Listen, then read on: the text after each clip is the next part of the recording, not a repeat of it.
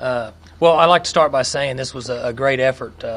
Our staff, our academic staff, training staff, strength staff, everybody that's involved in the recruiting process. It starts essentially now for 2010. We've talked to several players on the phone today that we'd like to sign at this time next year. So it's a 12-month process.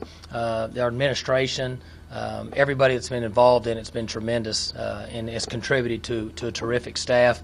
We're very excited. Our team, the current players that we have on our team right now have been our best recruiters the last number of years, and again we're our best recruiters throughout the last couple months. When we bring prospects, future student athletes on our campus, and our players are able to talk to them about what it's like to be a student at Oklahoma State University, what it's like to play on our football team, and the team chemistry that we have, it's really been good for us, and so it's helped us as a coaching staff with the situation that our team's in and how good they feel about Oklahoma State football. This class is really special. I think the chemistry, and I've not used that word before in talking about a recruiting class, but there's a number of players that are on this list that already have a chemistry that when they get here I think will carry over. And I think they'll mold into our current team, and we're very excited about those guys. A number of these players have a good feel for players that are on our team. They were able to develop a relationship with them when they were here, and I know that they'll be looking forward to coming in this summer and working with them. We were very excited about signing a big number for us traditionally in the state of Oklahoma. We feel like that the high school football in the state of Oklahoma was very good.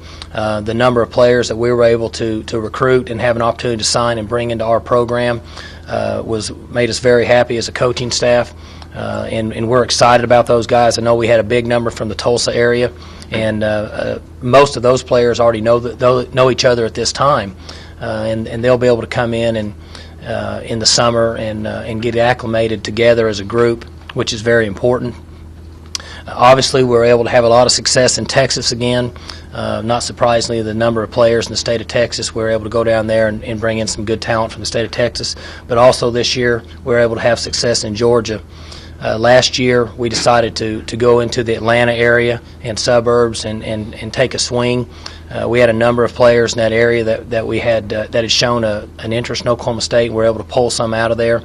And so we were very excited about being able to get out in that part of the country and bring some talent here. The football there has been very, very good. So, at this time, I'll open up for any questions that we have at this point. Mike, with the guys that you've signed now, the number, I think, of players from states around the United States, now the roster is 16. Mm-hmm. I've been around here a long time. I mean, that seems like maybe the highest number I can ever remember. Well, you go to Indiana. I didn't bring up Jordan Barnes. Jordan Barnes contacted us midway through the season. He had seen us play on TV several times during the week, and we just got a call early in the morning out of the blue and said, "Coach, I watched you play on TV. This is who I am." Well, we don't traditionally go in Indiana, so we had to look him up, and we found out that he was a good player and a good student, and did our research on him and found out he's a good person. And we continued the process. He comes down here and visited, loved Stillwater, loved Oklahoma State University, and we ended up signing him. And sometimes that happens, and that goes back to what we talked about during the season. When you stay ranked in the top 25 and you're on the ESPN scroll and you're playing on national TV a lot, people see you, and that exposure is worth a lot of money, and it's worth a lot to your future in recruiting and even the enrollment at the university. And so I think there's he's an example of what can happen. We picked up a couple players from Mississippi. We had brought in some Mississippi junior college players, so that was fairly common. But we're not going to expand out too far. I mean, there's a lot of good football players in Oklahoma, and there's a lot of good football players in Texas. We've always picked up a player or two from Arkansas. And so when we're able to get out there on TV and be exposed like that, it helps out. Why Georgia? Why not Florida or Alabama? I mean, that whole area is just full of football players. Glenn Spencer and Robert Matthews, who was helping us with our recruiting, have been in that area for a long time. And when a coach has recruiting ties and relationships with high school coaches and people in those communities, you can go back in there, and that's how it all starts. I mean, what we do in recruiting is a people business. And if we have good relationships and we take care of the people that are here, then we'll be able to go back and get other players. Glenn Spencer had a has a terrific reputation down there of bringing players to whatever school he had been at. Fortunately, it's Oklahoma State now, and taking great care of him. So those high school coaches then in turn will say, okay, I know this guy's going to take care of him. This should be one of the schools you're interested in, and that's how it works. Mike, I'd say this is arguably the best group of in-staters in OSU history. But certainly since you've been the head coach, are you seeing a change in perception as you have success on the field with some of those in-state battles and things? Yeah, I mean, I think I know what you're getting at, Jeff, and I would agree with that when you have success and you win, and you're going to go into a facility down here that's second to none in the country, and if you do a good job with those relations and you start early, I think that we did a good job last year as a staff of evaluating these players at this time, meaning the 2010 for next year. Evaluate them, decide, okay, do they fit or not? Doesn't necessarily mean they're not good enough to play Division I. Doesn't necessarily mean we're always right. But do they fit our system, and do we want to put those offers out there? And I think we did a good job of evaluating last year. Our coaches got on it right from the start. They stayed on it. They did a good job. So we were able to get some of that talent in here that in most cases we may have had more of a difficult time getting them to come here.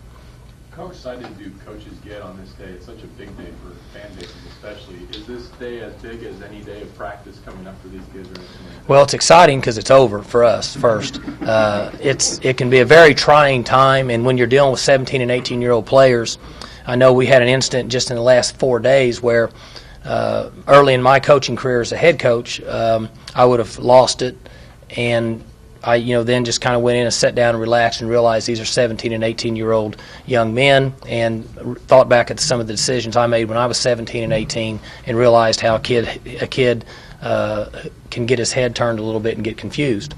And it's exciting for us as coaches because now we can relax. Essentially, I mean, without getting into a long, drawn-out conversation, I mean, we haven't had that opportunity since July for us. I mean, because it's during the season, it's bowl practice, it's recruiting. You get a few days off because of a dead period in early January, but then you really don't because you have recruiting, which is a very stressful time. Because we're only as good as the players that we bring in here, both as athletes and as people. And so we're excited for that. Now, a lot of the excitement that there used to be in recruiting on signing day is gone now because most of recruiting is done by the end of December. There's just a few spots that most of your schools will fill in January. It's all done. And then very few that are finishing up in the last week or so. So that excitement's not there, but the completion of it for the coaches, there's always that excitement. Coach, every staff has a needs list. Do you feel like the players you signed, you guys have filled that needs list that you like coming in? Would like to have one more backer and would like to have one more D lineman. Can never sign enough D linemen. We talk about next year, we have on our board for 2010 to take 4 D linemen. Well, if we're fortunate enough to get 6, we'll take 6. So you never can get enough D linemen, and we'd like to have one more linebacker. Are you, usually I know you probably will want a red shirt, a lot of the guys in this class, but are there some that you look at here that you think may be able to step in next season? It's interesting that we always get that question, and it's so hard to predict. Our first year here, I think we played 11, and then it went to maybe 6. Dave, I'll be off on these numbers. Then it went to like 5, and then this year was, 3? Yeah. So it's gone down. That's where you want it to be. But if there's a player who's physically ready to play and he can handle it and he stays healthy during preseason camp in August, we'll play him. If he can contribute and help us win football games, and if he can hit that 150 play number, we try to predict, okay, if we play this young man, can he get 150 plays during the 2009 season? If so, then it's probably beneficial for him and beneficial for our team.